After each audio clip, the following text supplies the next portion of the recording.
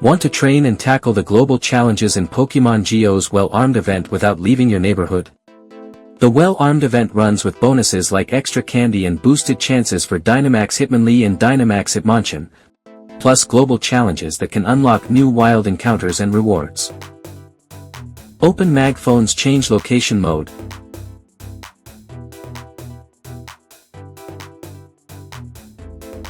Type or paste the name of a popular Pokémon GO hotspot into the search bar, drop the map pin on the desired area, then click Start Modifying to teleport the device instantly to that hotspot.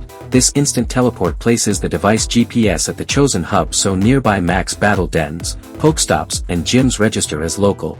While remaining at the hotspot, switch to Joystick mode for precision movement control. The on-screen joystick provides full 360 degrees navigation plus a speed slider to simulate walking or running, allowing natural approach to max battle dens, spinning nearby Pokestops, encountering and catching event Pokémon, and queuing into Dynamax battles as if physically present. Use moderate joystick speeds and gradual turns to keep movement realistic, and combine brief change location teleports with joystick exploration to reach busy raid hubs quickly and then move around the area to find raid partners and complete max battles.